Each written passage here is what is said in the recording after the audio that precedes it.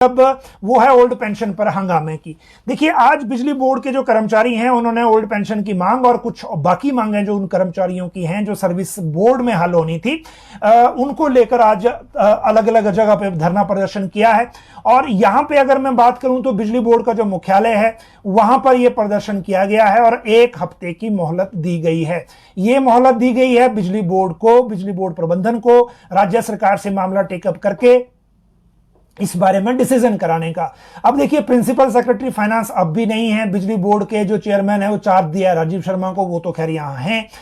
प्रदेश भर में 17 अगस्त से बिजली बोर्ड कर्मचारी प्रदर्शन का आगाज करेंगे और अगर ये नहीं किया गया तो शुरुआत कांगड़ा से होगी। संयुक्त मोर्चा ने साफ किया है कि 17 तारीख से पहले ओल्ड पेंशन पर सभी 8 के साथ साथ सभी 8 मामलों पर फैसला लें, अदरवाइज आंदोलन होगा। और आज जो हुआ उसमें प्रदर्शन किया गया है और जो इनके बिजली बोर्ड कर्मचारी यूनियन के संयुक्त मोर्चा के सह संयोजक हैं हीरालाल वर्मा, उनकी हमने आपको वहां से प्रदर्शन जहां चल रहा था वहां जो इनका इंटरव्यू भी दिखाया और जो बाकी इनका विरोध है वो भी दिखाया। हालांकि जो फाइल है फाइनेंस से वो बिजली बोर्ड के पास ही है अभी, क्योंकि उसमें कुछ क्वेरीज लगी हैं। जो बिजली बोर्ड से फाइल आई थी उसमें कुछ वो कंप्लीट नहीं थी, कुछ कमियां उसमें थी और इसी के लिए आगे बताया, उसको भेजा गया था। अब जो है ये जब वापस आएगी फाइल तो उसके बाद हम नया अपडेट आपको दे पाएंगे कि इस मामले में क्या हो रहा है। तो ये बिजली बोर्ड का मामला था। अब बात करते हैं इसके बाद एचआरटीसी कंडक्टर एग्जाम की। देखिए, कंडक्टर के एग्जाम की जहां तक बात है, इसकी जो क्वेरी है वो बहुत सारे लोग पूछ रहे थे जिन्होंने अप्लाई कर रखा है और जो उम्मीद कर रहे हैं, इंतजार कर रहे हैं लोक सेवा आयोग के एग्जाम के शेड्यूल का। देखिए, ये जो पूरा भर्ती का मामला है ये सितंबर 2022 में विज्ञापन जारी हुआ।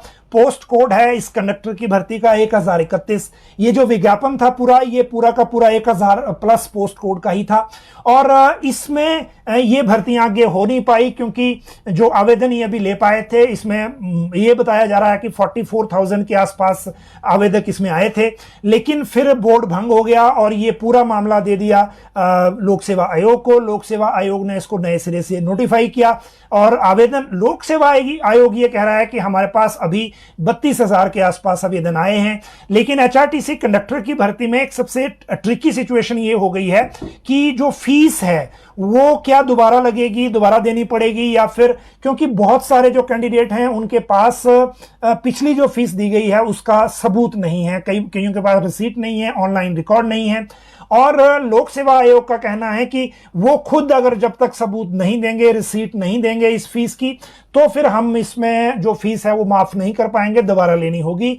और अगर इनको वेरीफाई करना है तो फिर जो इनका जो हमीरपुर कर्मचारी चयन आयोग की वेबसाइट थी उस वेबसाइट को ओपन करना पड़ेगा, उसके डाटा से ये वेरीफाई हो जाएगा। तो जहां तक बात डाटा के वेरीफाई होने की है तो वो हम आपको जो पेंडिंग रिजल्ट के आगे बात करेंगे, जो इंपॉर्टेंट मामला आज का है उसके साथ फिर ये चीज बताएंगे। लेकिन एचआरटीसी की जहां तक बात है तो लोक सेवा आयोग के ध्यान में ये मामला है। जिस दिन हमने इंटरव्यू किया था लोक सेवा आयोग के अध्यक्ष का, उन्होंने भी कहा था कि ये हम आवेदन इसके जो हैं वो इस भर्ती को लेकर आगे बढ़ रहे हैं और बहुत जल्दी इसका शेड्यूल बाहर आएगा। तो ये पूरा मामला है। जहां तक फीस और रोल नंबर मैच करने का है तो वो बात आगे करेंगे। अब जो अगला मामला है इस पूरे इस घटनाक्रम में वो है जेबीटी भर्ती होल्ड क्यों हुई। ये एक बड़ा इंपॉर्टेंट मैटर है और इंपॉर्टेंट इसलिए है कि कल हमने आपको एक जानकारी दी थी कि शिक्षा मंत्री ने जेबीटी बनाम बीएड के मामले में खुद लीड लेकर फ्रंट फुट पर आकर एक तरह से इस मसले को सॉर्ट आउट करवाने, हल करवाने को लेकर कदम आगे बढ़ाया है। और कल जो बैठक हुई उसमें एजुकेशन बोर्ड के चेयरमैन हैं डॉक्टर निपुण जिंदल, वो भी आए थे, उनके सेक्रेटरी भी आए थे, दोनों डायरेक्टर भी थे एजुकेशन के। उसमें शिक्षा मंत्री ने यह जानने की कोशिश की कि जो टेट के रूल बदले गए बीएड को जेबीटी का टेट करवाने के, वो किसके कहने पे बदले गए। क्योंकि राज्य सरकार में जो कैबिनेट थी, कैबिनेट ने, वो पिछली सरकार की जो कैबिनेट थी उसने स्पेसिफिकली ऑर्डर पास किया हुआ था कि हम जो प्राइमरी के लिए जेबीटी ही रखेंगे, अपर प्राइमरी के लिए बीएड ही रखेंगे, इस स्ट्रक्चर को चेंज नहीं करेंगे एनसीटी के नए निर्देशों के बाद भी। लेकिन हाई कोर्ट के एक ऑर्डर के बाद एलिमेंट्री एजुकेशन ने उसको उसको आगे लागू करने के चिट्ठी जारी कर दी एजुकेशन बोर्ड को। बाद में हाईकोर्ट में जो ऑर्डर था, जब जोधपुर हाईकोर्ट का एक ऑर्डर उसके रिवर्स आ गया एक तरह से, उसने, क्योंकि जोधपुर हाईकोर्ट में एक सवाल उठाया गया था कि जब बीएड को जब लेना है ब्रिज कोर्स करवा के इसमें, तो अगर ब्रिज कोर्स करवाया जा रहा है at the time of appointment, तो इसका मतलब फिर उस टाइम पे वो एलिजिबल नहीं है। ये पॉइंट मेजरली लिया गया था राजस्थान में। बहुत सारे स्टेट फिर गए सुप्रीम कोर्ट में, वहां जजमेंट रिजर्व है और उस जजमेंट का इंतजार हो रहा है। कल शिक्षा मंत्री ने जब ये पता कर लिया कि जो टेट का मामला क्या था, क्योंकि एजुकेशन बोर्ड के चेयरमैन ने बता दिया शिक्षा मंत्री को कि हमने जो काम किया वो एलिमेंट्री एजुकेशन डायरेक्टरेट की चिट्ठी पर किया, हमने अपने आप कुछ नहीं किया, तो इसीलिए आप एलिमेंट्री वालों को ही पूछिए। इस कारण अब ये हुआ है कि जो 17 मई की कैबिनेट में जो टोटल 5291 पोस्टें एलिमेंट्री डिपार्टमेंट को दी गई थी, जिसमें से टीजीटी की जो पोस्ट थी उसमें आर्ट्स की 1070, 776 नॉन मेडिकल, 430 मेडिकल, 494 शास्त्री और 2521 जेबीटी, ये सबसे ज्यादा जेबीटी की पोस्ट इसमें थी। इस फाइल को आपको पता है कि अभी भी एलिमेंट्री एजुकेशन में नहीं भेजा गया है और ना ही लोक सेवा आयोग में रिक्विजिशन के लिए भेजा गया है। कल की बैठक के बाद यह सहमति बनी है कि जेबीटी की जो भर्तियां हैं पोस्ट की, जो जेबीटी के जो पोस्ट हैं, इनको फिलहाल रोक लिया जाए जब तक कि सुप्रीम कोर्ट से डिसीजन नहीं आता। यदि सुप्रीम कोर्ट जेबीटी की पोस्ट के अगेंस्ट एनसीटी के निर्देशों के अनुसार बीएड को अलाउ कर देता है तो राज्य सरकार उस तरह से काम करेगी, क्योंकि पहले से इसमें रिप्लाई जा चुका है। उस रिप्लाई में भी राज्य सरकार ने यही कहा था कि हमारे पास पर्याप्त व्यवस्था प्राइमरी और अपर प्राइमरी की जेबीटी बनाम बीएड की अलग अलग है और हम इसको डिस्टर्ब नहीं करना चाहते। जहां तक बात हिमाचल हाई कोर्ट की है, तो हिमाचल हाई कोर्ट ने यह कहा था कि जब तक जो एनसीटी का जो चिट्ठी है इसी के मुताबिक करें और आरएनपी रूल को अमेंड करें। लेकिन आरएनपी रूल को अमेंड करने के निर्देश लागू होते उससे पहले जयपुर में जो मामला था वो कुछ और पहुंच गया, फिर केस पहुंच गया सुप्रीम कोर्ट, और यहां पे जो ये ऑर्डर था ये भी लास्ट में मॉडिफाई हो गया था, तो ये सारा मामला क्योस में चला गया। अब क्योंकि बाकी जो पोस्टें हैं, चाहे वो टीजीटी की हैं, सीएंडवी की है, ये जो सरकार से जल्दी आ भी जाएगी, इसकी रिक्विजिशन आगे चली भी जाएगी, लेकिन जेबीटी की जो 2521 पद हैं इनको राज्य सरकार होल्ड करेगी जब तक सुप्रीम कोर्ट से डिसीजन नहीं आ जाता, जिसको अभी रिजर्व किया हुआ है। और फिर जैसा कि सुप्रीम कोर्ट कहेगा उसी हिसाब से होगा, क्योंकि इसके बीच में जब हाई कोर्ट में भी केस गए तो हाई कोर्ट में भी, यहां पे भी कोर्ट में वही स्टैंड लिया था कि जो सुप्रीम कोर्ट कहेगा वही हम आगे इसमें जो इसी से ये फाइनल आउटकम जो है वो वही रहेगा जो सुप्रीम कोर्ट कहेगा। तो अब ये जो भर्तियां हैं ये तभी होंगी जब सुप्रीम कोर्ट का जो जजमेंट रिजर्व है वो उसका जो जजमेंट है वो बाहर आ जाएगी। अगली बात करें इसके बाद तो वो है पेंडिंग रिजल्ट पे आदेश की। कल हमने आपको एक्सक्लूसिव डिटेल दी थी कि जो 3 पोस्ट कोड भेजे थे जब राज्य सरकार ने लोक सेवा आयोग को, वो वहां से चिट्ठी ये आई है कि वो रिकॉर्ड उन्हें अधूरा मिला है। और उसकी वजह ये है कि जो पोर्टल पे एप्लीकेशन ली गई, जो गूगल डॉक्यूमेंट्स और गूगल शीट्स बनी हैं, उनसे चीजें मैच करनी पड़ेंगी, तब पता लगेगा कि ये टोटल सिस्टम है क्या। और इसी कारण कल कार्मिक विभाग ने आईटी को भी और जो ओएसडी हैं हमीरपुर में उनको भी, दोनों को पत्र लिखे थे और ओएसडी को 3 क्वेरीज भेजी गई हैं, उनका रिप्लाई अभी तक नहीं आया है, उस रिप्लाई का इंतजार है। लेकिन जो आईटी डिपार्टमेंट हैं उनको जो चीजें भेजी गई थी वो रिप्लाई आ गया है पर्सनल की ब्रांच में। एक तो आईटी डिपार्टमेंट ने ये कहा है कि उन्होंने जो डिसेबल की वेबसाइट को वो किया था जो एडीएम हमीरपुर थे, जिनको ओएसडी लगाया गया था शुरू में जब पेपर लीक का मामला आया था और बोर्ड को सस्पेंड किया गया था, भंग नहीं किया था, सस्पेंड किया था। तो तब जो एडीएम को ओएसडी लगाया गया था उनके कहने पे डिसेबल की गई थी, ना कि विजिलेंस के कहने पे। और फिर अब क्या हुआ है कि आईटी डिपार्टमेंट ने ही पर्सनल के थ्रू चीफ सेक्रेटरी को ऑर्डर लेने के लिए फाइल भेजी है कि लिमिटेड एक्सेस किसको दिया जाए इसका, गूगल शीट्स देने का या गूगल डॉक्यूमेंट देने का जो एप्लीकेंट्स उसमें थे और जो रिकॉर्ड है, ताकि उन पोस्ट कोड की भर्तियों से मैच किया जा सके जो वेटनरी फार्मासिस्ट डिस्पेंसर और इलेक्ट्रीशियन की हैं।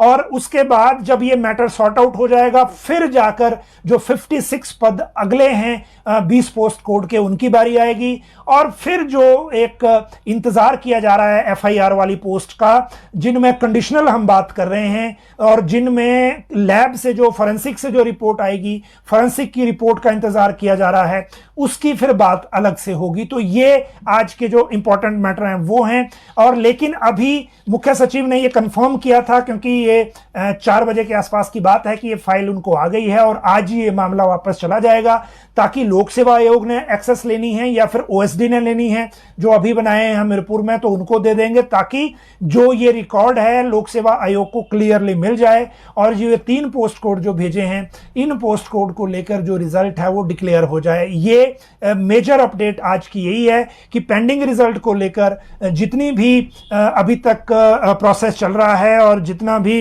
एक्सेस देने की बात हो रही है उसकी वेबसाइट की, वो मैटर आज ही सॉल्व हो जाएगा।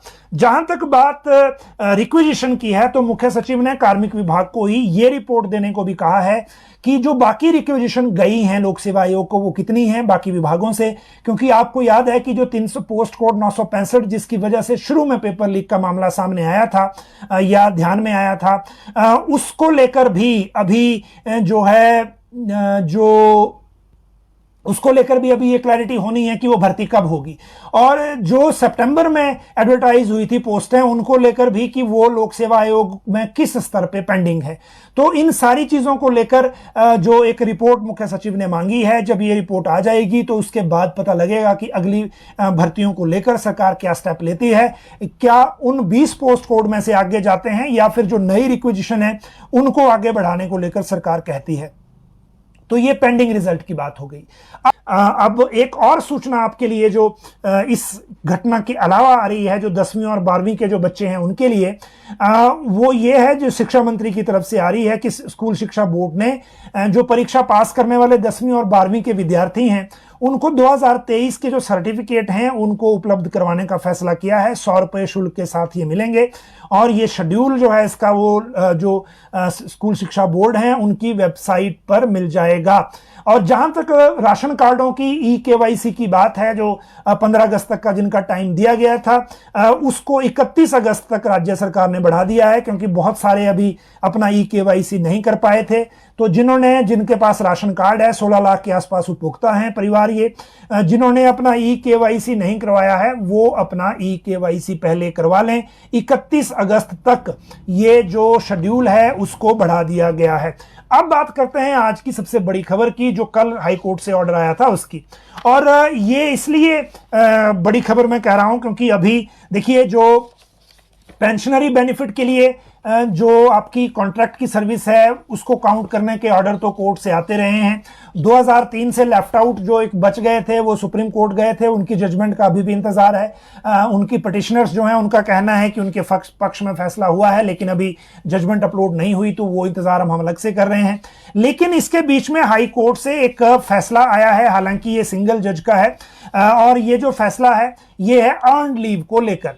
और अर्न्ड लीव को लेकर फाइनेंस डिपार्टमेंट ने एक ऑफिस मेमोरेंडम जारी कर रखा था 6 जुलाई 2020 का, और उसमें ये कहा गया था कि जो अर्न्ड लीव का जो बेनिफिट है वो रिट्रोस्पेक्टिवली नहीं दिया जाएगा, क्योंकि बैक डेट से इसको नहीं दिया जाएगा, क्योंकि ये जो है जो कॉन्सिक्वेंशियल बेनिफिट नहीं है।